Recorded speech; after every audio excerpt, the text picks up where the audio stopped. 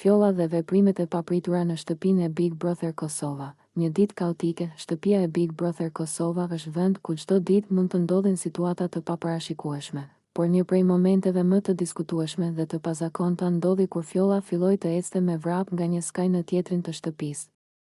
Ajo lëvizte pa një drejtim të qartë, me energji të papërmbajtshme, ndërsa banorët e tjerë nuk mund ta kuptonin se çfarë po ndodhte. Veprimet e Fjollës nuk ishin thjesht të zakonshme, ajo bënte lëvizje të çuditshme, ndërthurte gjeste të shpejta dhe të paqarta, duke krijuar një atmosferë konfuzioni dhe kurioziteti brenda shtëpisë.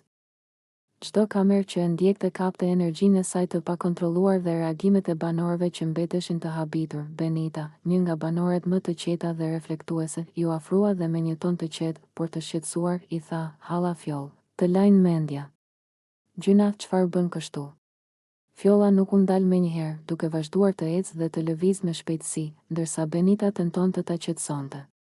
Ishte një moment që tregonte jo vetëm impulsivitetin e Fjollës, por edhe aftësinë e disa banorëve të tjerë për të menaxhuar situata të papritura dhe tensione brenda shtëpisë. Pas disa çastesh, Benita arriti ta qetësonte pak, duke i thënë përsëri: "Halla Fjoll, qetësohu. Nuk ka nevojë të bësh kaq lëvizje, marrim frym pak."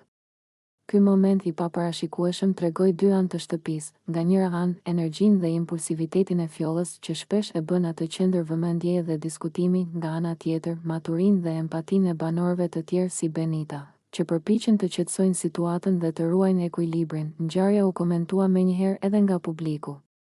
Shumë shikues u habitën nga energjia e Fjollës dhe e panë si një shfaqje të çuditshme, por disa e konsideruan si një shenjë spontane dhe të natyrshme të karakterit të saj, që nuk mund të mbahet gjithmonë nën kontroll në një ambient të izoluar dhe të mbikëqyrur.